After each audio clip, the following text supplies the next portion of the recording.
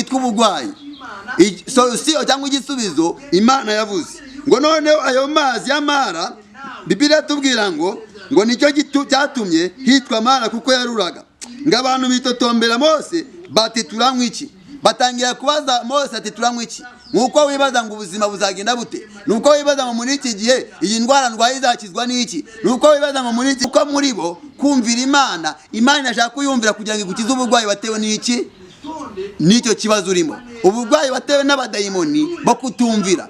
Impamvu watewe n'ubugwayi Imana igiye kubukuraho ibukujeho igiti cyitwa Kristo. Ni wizera Yesu Kristo uyu munsi urakira gukira. Urakira ubuzima kuba ko wizera Yesu Kristo. Kandi agakanya niba uri muzima nta kibazo ufite aravuze ngo nugira umwete wo kumwumvira nabishoboye bumva ko Yeriko uko bizagenda kose nibayoborwa n'Imana bazagira ute izameneka.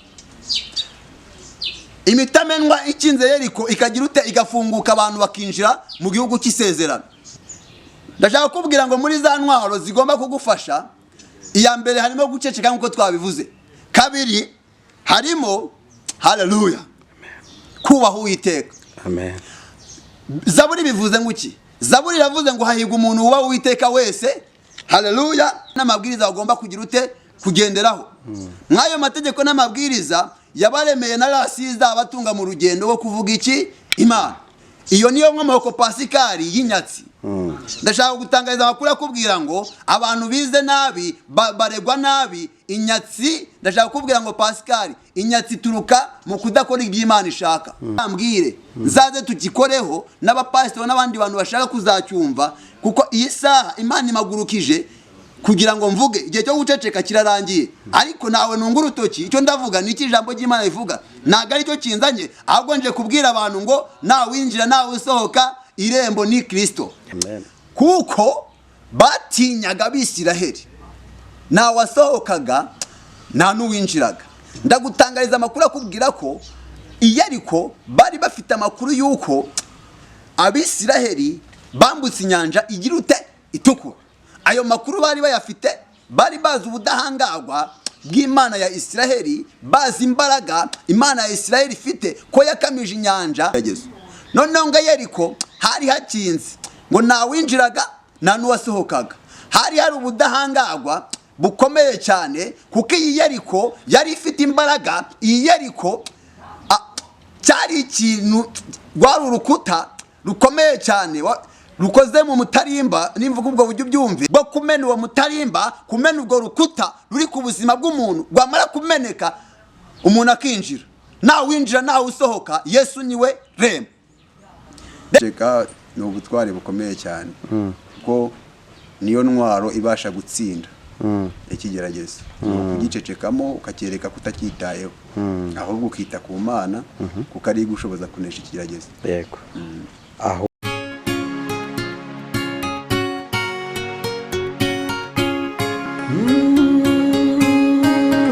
Emana we Yesu we ingoma yawe ni amamare. Bakunzi b'Imana Irahari TV turabaramukije mu izina rya Yesu Kristo. Amahoro y'Imana nabane namwe aho muherereye hose, abari hano mu gihugu cy'u Rwanda, abari hanze yacyo, mwese turabashimira kandi tubasabira umugisha ku buryo mudushyigikiye. Uwiteka Imana abahereza umugisha. Imbere yacu murahabona umukozi w'Imana kuri kamera, muramubona no umusore ufite akabaraga. Yesu nashimwe umukozi w'Imana. Yesu ahimbazwe cyane. Amakuru yawe? Amakuru ni meza. Umeze neza? Ndaho ndashima Imana. Imana ishimwe. Ati ndaho ndashima Imana. Nanjye ndaho ndashima Imana. Nizere ko namwe mwari muri amahoro muri iyi minsi yari ishize tutabonana. Turi amahoro, turashima Imana. Turi amahoro ndashima Imana. Nari maze igihe ndi kuzenguruka Yeriko bucece. Uri kuzenguruka Yeriko bucece? Urabizi ko mu gihe gishize inshuti yanjye cyangwa se umukozi w'Imana uzibye byamubayeho. Yego. Kandi tuba tugomba kwifatanya n'umuntu tutitaye ku cyazira cyangwa se ku cyakoze. Ariko tugira ngo duharanire kugira ngo izina ry'Imana rikuweho igitutsi. Amen. Nibyo byanteye kuzenguruka rero nsa nk'uwihishe za kamera. Ubu rero ndagarutse. Yego. Uragarutse bisobanuye ngo ugarukanye amakuru mashya. Amakuru ndayagarukanye mashya cyane ni menshi. Uko tuzagenda dukomeza tuzajya tubivuga, ariko uyu munsi mbazaniye amakuru atariho ivumbi. Amakuru atariho ivumbi. Bishatse kuvuga ko hari amakuru abariho ivumbi. Kuvanga amakuru atariho ivumbi ni imvugo ikoreshwa n'abantu cyane. Yavuze ngo amakuru atariho ivumbi ubwo ni amakuru yizewe. Urakoze cyane, nuko tuje, nuko tumanutse mu kiganiro. Ndakwinginze ntukureho urushinge, ukomeze witegereze, kuko uyu munsi wa none byanga byakunda umukozi w'Imana hari message atuzaniye. Witwa nde abadukurikiye kugira ngo bakumenye? Amazina yanjye nitwa Abayisenga Samuel, Sam TV Rwanda. Abayisenga Samuel, bakunze kunyita Sam TV Rwanda. Nkoranyambaga ku ma WhatsApp, ku ma Facebook n'ahandi hose, Instagram ni Sam TV Rwanda. None Samuel, hari ikibazo kimwe gusa nshaka kukubaza. Ndagusubiza. Ngewe ntabwo nkunda kubaza abantu ibibazo byinshi. Nta kibazo. Mbaza ikibazo kimwe. Imfatiro zisenyutse, imfatiro zikuweho, umukiranutsi yakora iki? Umukiranutsi yasenga. Gusenga gusa subwo birahagije?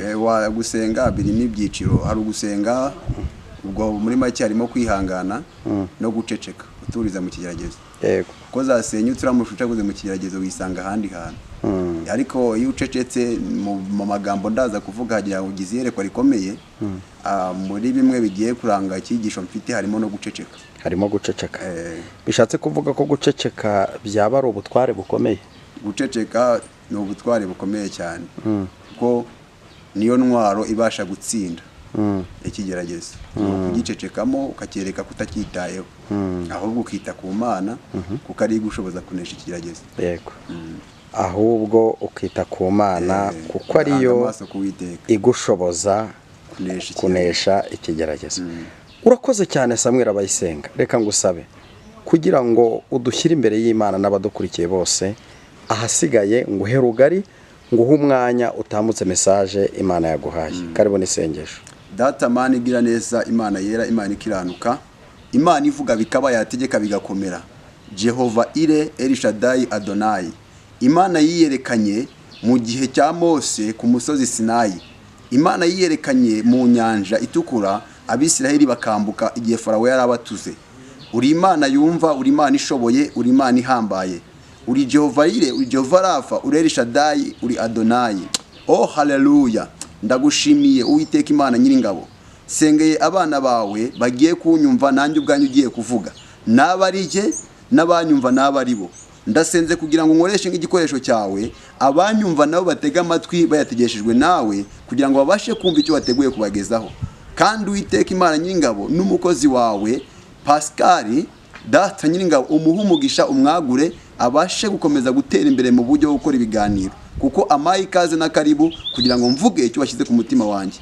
Ndagushimiye, shimiye n'abateze amatwi bose n'abazagikurikirana, babashe gukomeza kumva icyo ushaka gushyira kuri nge, uhera aka kanya nkoreshe nk'igikoresho cyawe, ni mu izina rya Yesu Kristo, amen. Urakoze cyane. Karibu. Abantu barihangana, amaze igihe ndi mu gutuza, ntago meze neza, ariko mu mwuka meze neza. Karibu, nta kibazo rwose. Mu mwuka meze neza, nta kibazo. Nabazaniye ijambo ribabwira ngo nta winjira nta usohoka, Yesu niwe rembo. Amen. Nta winjira nta usohoka, Yesu niwe rembo. Ni irembo twinjiramo dusohotse mu kigeragezo, rikaba irembo twinjiramo duhunze ikigeragezo. Ni ugusohoka, ni ukwinjiramo dusohotse mu kigeragezo, tukinjiramo nabwo tugihunga. Reka nkomeze mvuge impamvu y'iri jambo. Ni ukuvuga ngo ndashaka kugira mbwira abantu ko Yesu ari we rembo. Ibyo wakora byose utizeye Yesu, utiringiye Yesu, pasika byaba ari impfabusa, kuko Yesu niwe rembo. Turaza gusoma mu gitabo cya Yoshua, tuze gusoma mu Kuva, tubashe kumva icyo Imana itubwiraho. Nibiza gukunda turaza no gusoma muri Zaburi, kugira ngo twumve ese niki Imana idushakaho. umva kuntu Bibiliya itubwiye. Bibiliya iratubwiye muri Yosuwa 6:1 umva kuntu havuga ngo Yeriko hari hakinzwe cyane ngo kuko batinyaga Abisiraheli nawasohokaga kandi nawinjiraga. Yeriko hari hakinze cyane, haleluya, kuko batinyaga Abisiraheli nawasohokaga nta n'uwinjiraga. Ndagutangariza amakuru akubwira ko Yeriko bari bafite amakuru yuko Abisiraheli bambutse inyanja igirute itukura.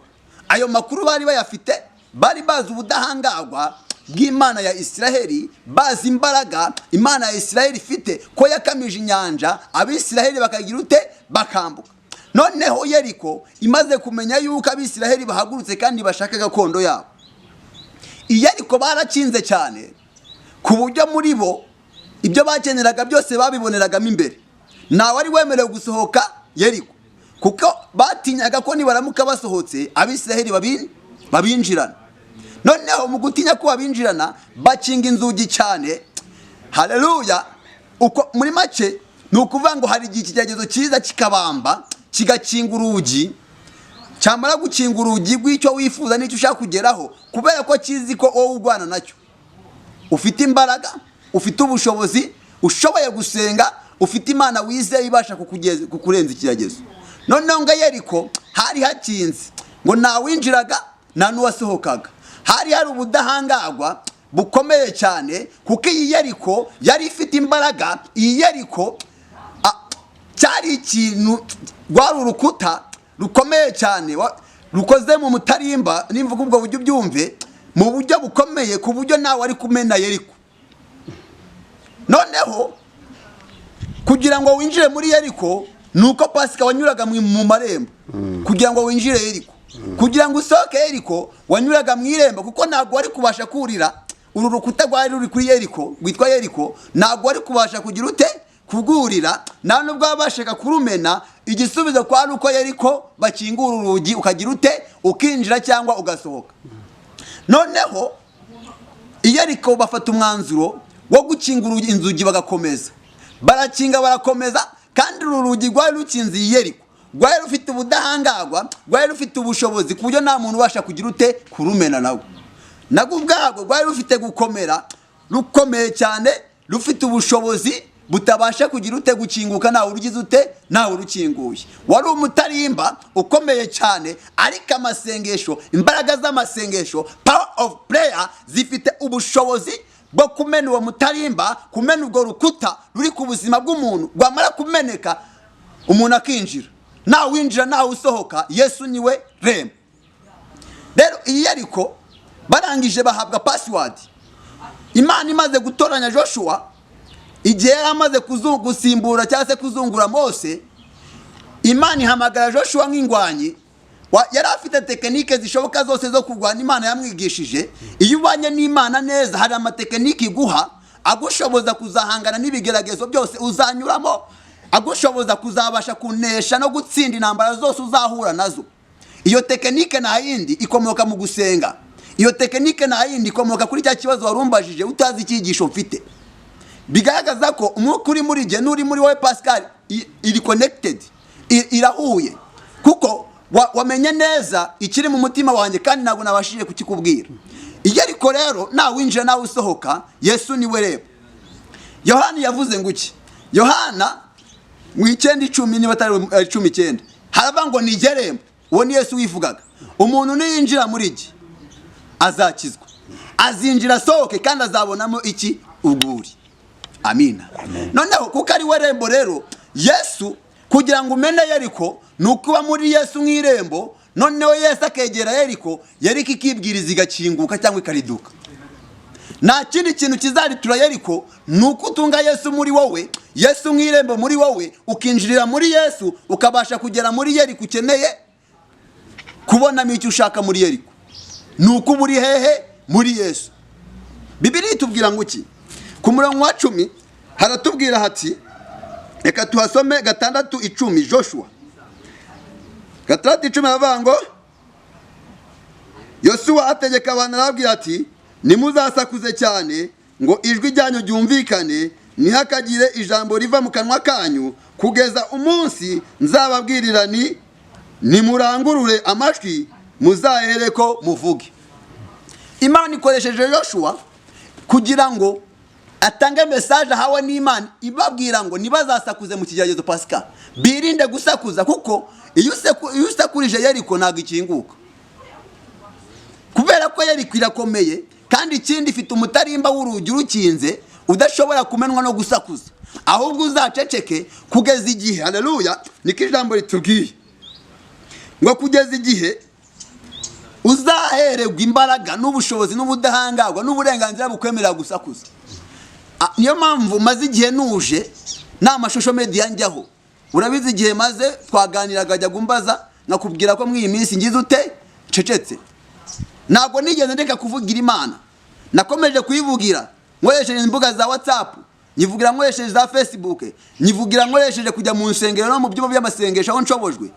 Ariko igihe cyari kigeze kugira ngo iyi saha Imana insohore ingarure kuri YouTube, ariko nzanye amakuru yuko Yeriko igiye kuriduka, nzanye password igaragaza Yeriko yariyo n'imbaraga zishobora kumena Yeriko izarizo. Yeriko y'iki kigeragezo cy'Abisirayeli bahuye nacyo suko Yeriko bari bayobewe ko bazayimena. Ababisirayeli Imana yabambukije inyanja itukura, bamaze kwambuka inyanja itukura bigirira icyizere cy'uko Imana yabifite iki imbaraga abishoboye, bumva ko Yeriko uko bizagenda kose nibayoborwa n'Imana bazagira ute izameneka. Imitamenwa ikinze Yeriko ikagira ute igafunguka, abantu bakinjira mu gihugu cy'isezerano. Noneho Imana irababwiye ngo batuze baceceke kugeza igihe bazahererwa uburenganzira. Wibuke ko Ababisirayeli bazengurutse Yeriko inshuro zingahe? 6. Bazenguruka ku nshuro ya 7, bamaze kuzenguruka none babwirwa kuvuza amakondera, babwirwa gukoresha imuri, haleluya, babwirwa kuvuza induru. Mu gihe cy'iminsi 6 bayizengurutse batavuga, bayizenguruka bucece, bagiraga ngo babashe guhabwa imbaraga zigiye kubashoboza guhangana n'ikigeragezo bagiye guhura nacyo. Yesu yabivuze ngo iki muri Luka 10 umurongo waho wa 2 n'amatara wa 3.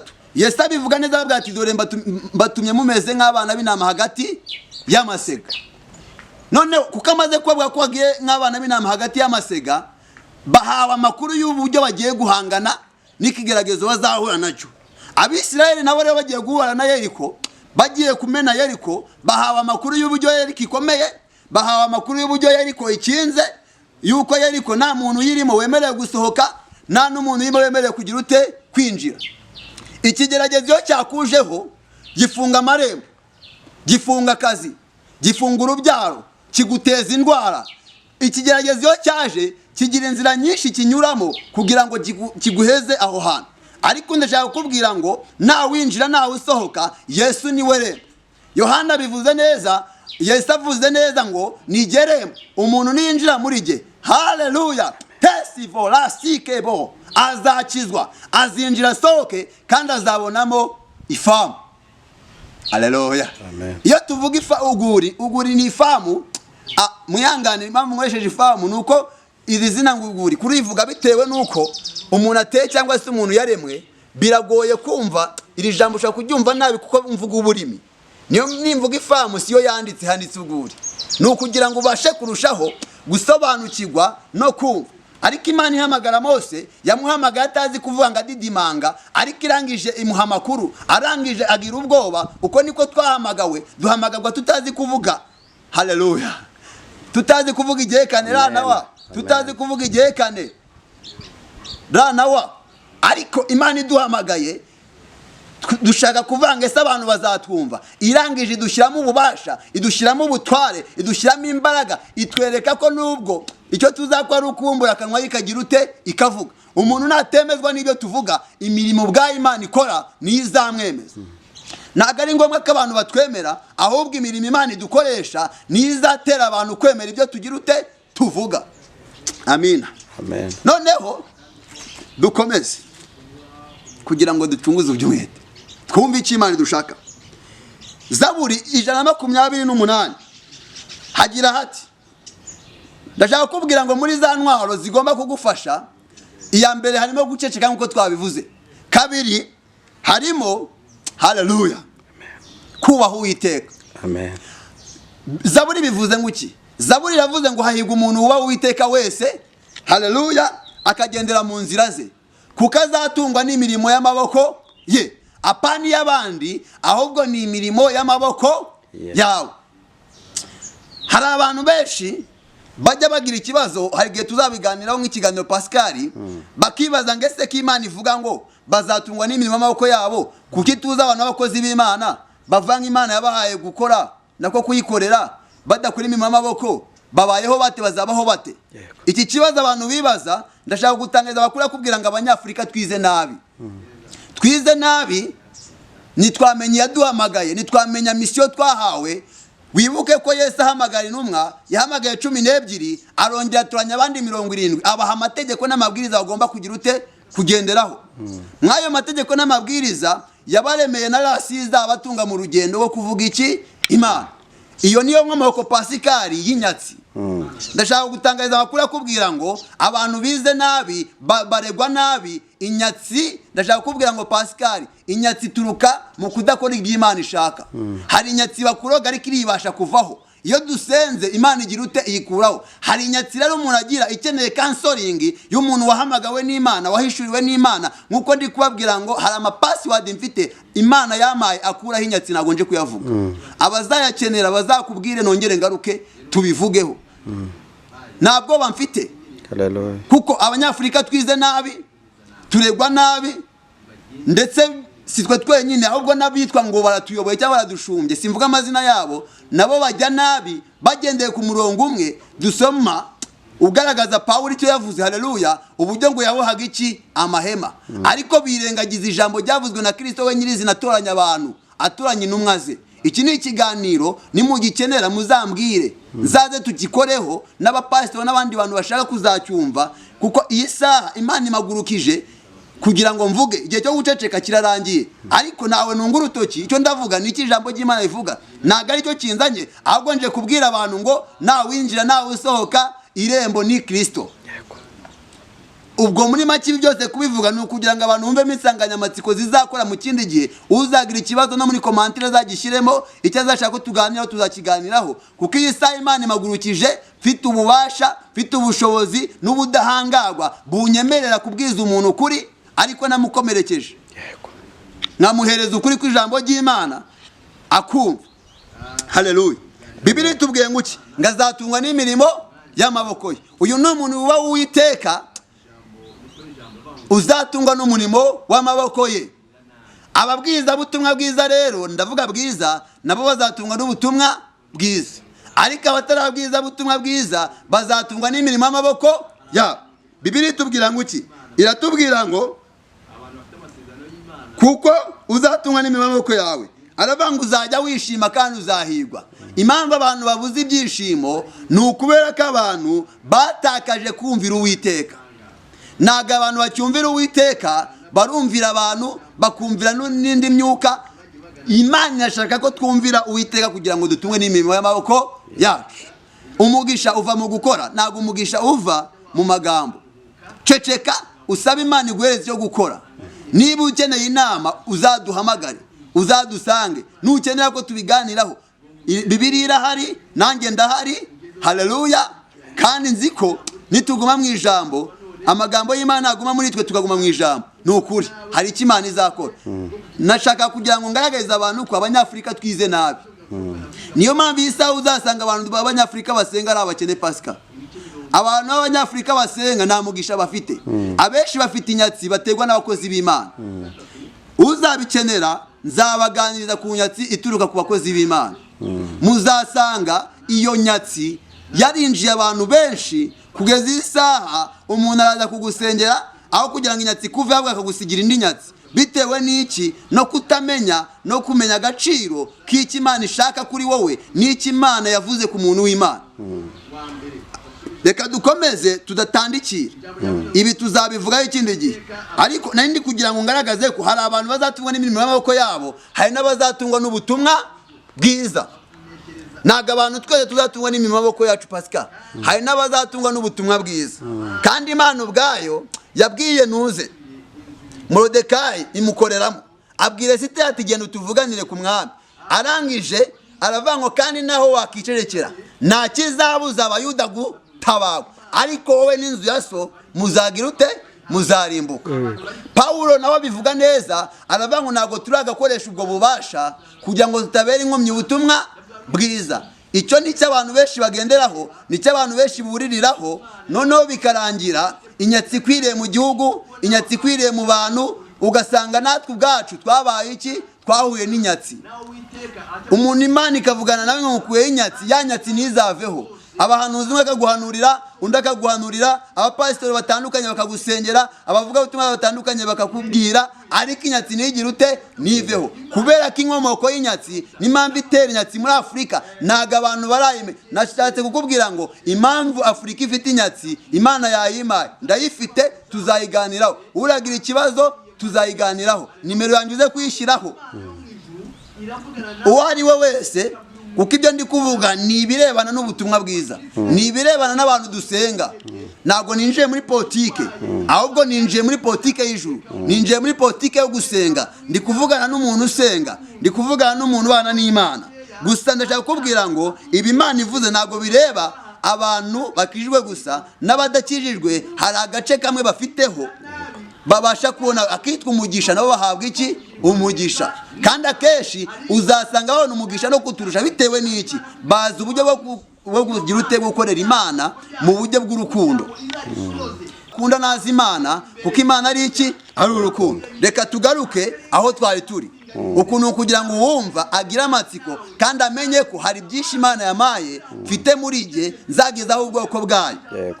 Nzagezaho ubwoko bwayo ngo kuko hano ngo uzatumwa n'imirimo y'amaboko yawe, ngo uzajya wishima. Ibyishimo mwabuze muzabibonera mu kumvira Uwiteka Imana, mugakora iby'Imana ibashakaho. Wabuze ibyishimo, ugiye kuzabona ibyishimo. Wowe gusa uzumva icyo Imana igushakaho, ugendere mu bubasha bw'Imana. Nudasobanukirwa uzahamagara umbaze, nzakwereka uburyo ki Imana ifite ibyishimo izaguha, bizaturuka mu ijambo ryayo, kuko uzabuhirwa. Hari ibintu bitera umuntu guhirwa, ni ukubaho Uwiteka akagendera mu nzira ze. Inzira z'Uwiteka tuzazigishwa cyangwa mwana azigishijwe. Hari abazize n'abatazizi, utazizi azatubaze. Noneho nkomeje ahangaha, ijambo ry'Imana yavuze ngo nawe winjira nawe usohoka, irembo rigize ute? Rirahari. Twamaze kumenya ko irembo ari Yesu Kristo. Twamaze kumenya ko ari Yesu Kristo. Tujya kugira ngo dusoze, reka twinjire mu kuva twumve icyo Ibibiri bivugaho.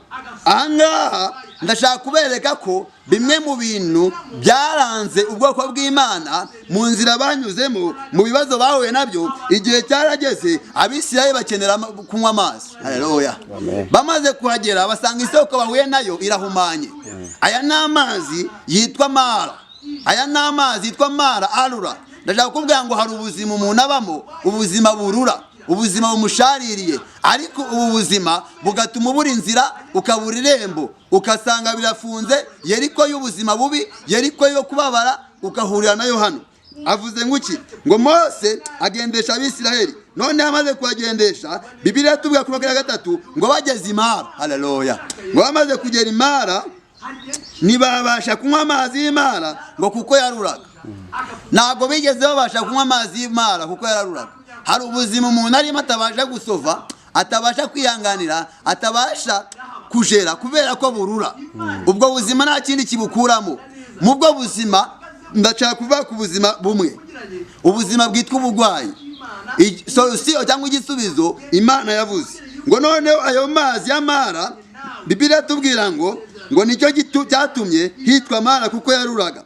Ngo abantu bitotombera Mose bati turanywa iki? Batangira kubaza Mose ati turanywa iki? Nuko wibaza ngo ubuzima buzagenda bute? Nuko wibaza ngo muri iki gihe iyi ndwara ndwaye izakizwa n'iki? Nuko wibaza ngo muri iki gihe ese n'iki kizandinda guhura na kaga nezwa n'ubuzima bwo kutumvira Imana? Bibiliya tubwiye ngo Mose arangije, Uwiteka amwereka igiti. Uwiteka yahise yereka Mose iki? Igiti. Amaze kumwereka igiti, Mose afata igiti akijugunya mu mazi. Ndashaka kubwira ngo mwene data, iki giti Mose yashyize mu mazi ni Kristo. Yesu niwe giti cy'inganzamarumbo.